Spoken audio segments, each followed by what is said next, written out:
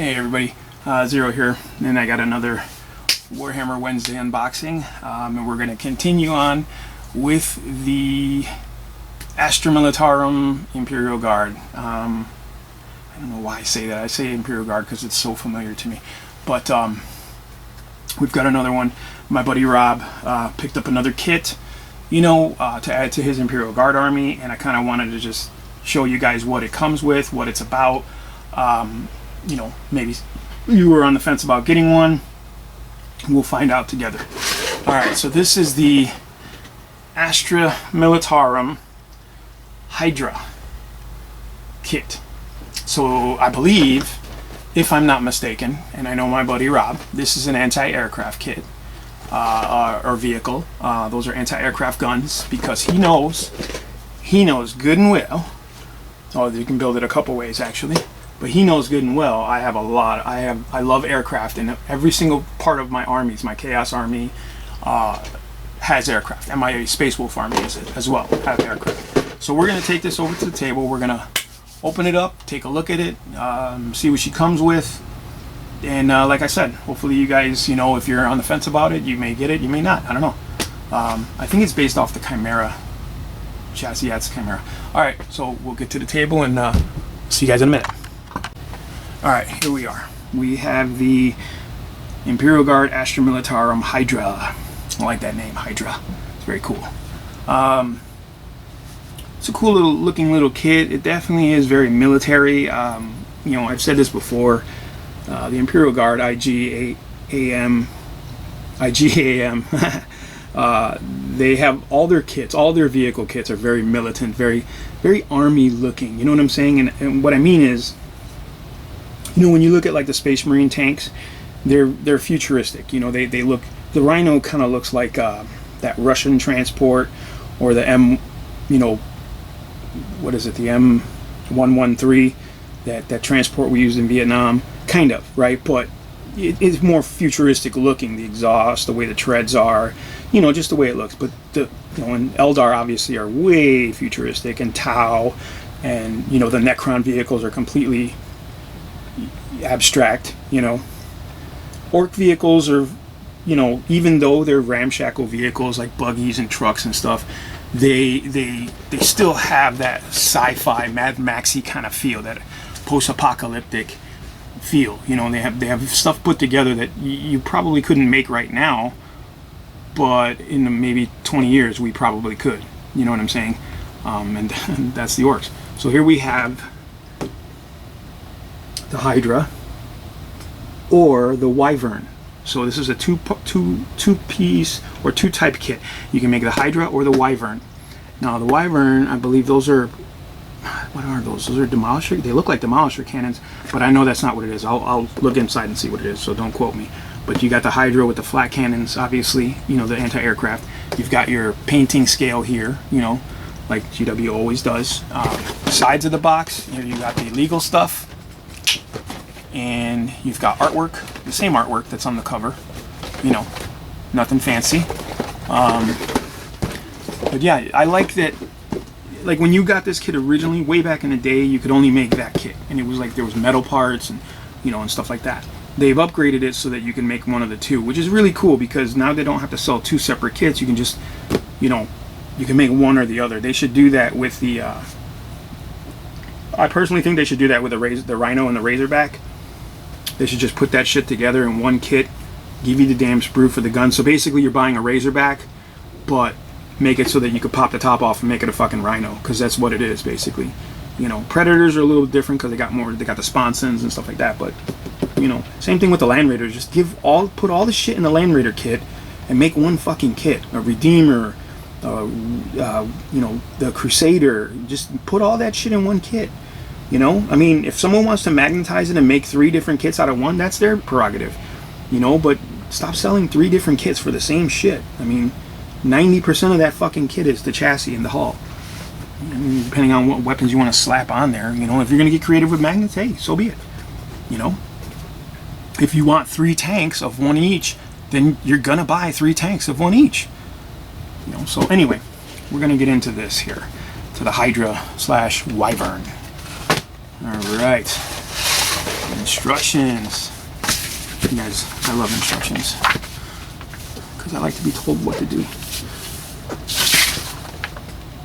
That's a cool picture. That's actually a cool picture of it. It's got that whole Vietnam angle look, you know, tanks, like Tamiya.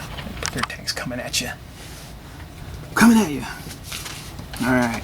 So you've got your tool necessities, your how-tos and how-don'ts. You've got your chassis, your initial hull builds, like the treads or tracks, whatever you want to call them.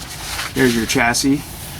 And it's pretty much a Chimera. You know, it starts off as a Chimera, and then you work your way. I mean, obviously, like the hull, the front plate may be a little different. The guns, you know, that go on there are a little different. But it's generally, and you've got the rear piece too, because I believe it's open and the guys can stand back there, which is kind of cool. I think the Hydra, what the hell was that one with the big cannon on it? It's like a real big artillery cannon. It's escaping me. Put it in the comments below if you know what the hell I'm talking about. But there's one with giant missiles. There's one with a huge cannon on the back, like it's a mortar, like a big artillery piece, like a, you know what I'm talking about. Iron Warriors use it too. But anyway, they're all based on the fucking Chimera chassis, which is cool. You know, it's a good use of the chassis, and they all look different enough. The Hellhound, they all look different enough to look different. Here are your instructions for your guys, your little tank commander, because you always gotta have a tank commander, and your crew. It's cool. Cool. Aha! There's the Hydra. Wait, what was the other one?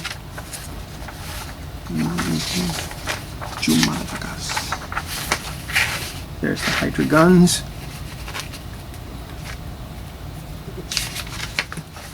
And there is the other one, the Wyvern. It's pretty cool. These look like some hella cannons right here.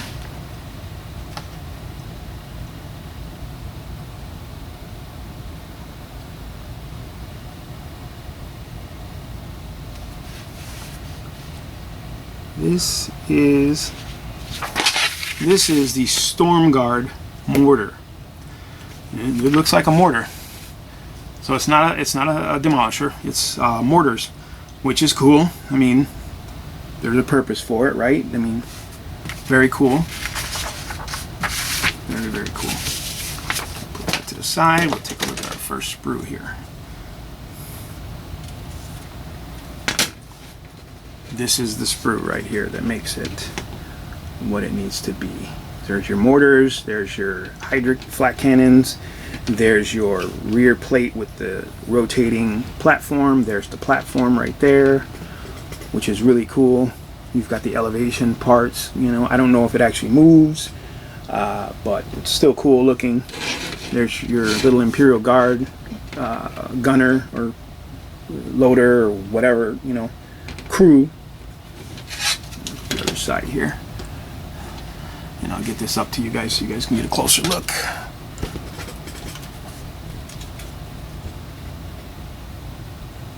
I'm not sure if you can see that with the green background, and I apologize if you can't barely see it. But there are a lot of parts on this sprue which I like. Again, I like it when they fill up the sprues because, you know, you're wasting less space, you know what I mean? And it feels like they're working towards giving you the most for your dollar, even though, you know, GW models are expensive, no doubt. In the sense of modeling, GWs are really expensive model kits. You know, this kit, you could get a top line Tamiya tank kit for less than this kit, but that tank is not going to provide you the game playability that this will. It could if you wanted to proxy, you know, you could do that. You can get some Tamiya tanks and proxy up, you know, but you'd have to explain every time you play it with somebody, like, oh, that's a Chimera, oh, that's a Rhino, or that's a this, you know. And this here, we know, you know, most people go, oh, okay, that's a Imperial tank thingy, you know, or whatever. So here you have your main tracks and hull pieces, and this is the actual Chimera sprue. Hold on a second. Let's see something here. Okay, so this sprue was created in 2009. Now I don't, again, I when I spoke about the Chimera, I want to say that that was a newer kit compared to the original Chimera kit. And I could be wrong, correct me if I'm wrong in the comments.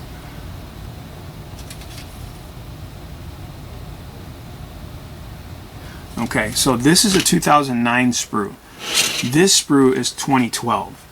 So that's not that long ago. You know what I'm saying? Like when you think about it, 2012, you know, my friends started playing in 2000. I started playing in 95, 96. You know, so, you know, 2009, a long time ago. 2012, it's not that far. I mean, they're not that far apart, but, you know, it definitely says that this is a newer sprue. And that's kind of cool because they could make all those adjustments and added parts just by creating a new sprue. And you see, like, this here has, there's two front hull pieces. You see what I'm saying? So this is probably, you could probably use this one for the mortar, and this one for the, this looks like the one for the, or maybe this is the one for the both. I don't know. But it's cool, you know what I mean? All it takes is an updated sprue, and boom, you have a whole new freaking set of tanks, you know? Basilisk. Basilisk. That's the freaking name of the tank. Aha.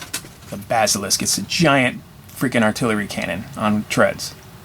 Which is cool. And, you know, Imperial Guard, man, they bring it. They, you know, they suck at shooting, but they bring it. You know what I mean? How many times are you going to make a save? And I don't even think you get saves with the Basilisk. That thing is monster. I think at one point Rob had like 3 of them he was going to add to it. He was going to build the Iron Warriors army, but then he scrapped the project and didn't go that route. And now he's back at the Imperial Guard again, which is funny or ironic. But yeah, that's actually a pretty cool kit. Oh, one more thing. Yeah. The Imperial Guard stickers, decals, you know, the Siths, chevrons, numbers, regiment. That's cool. You know, I know he doesn't like using them, but I think it just adds,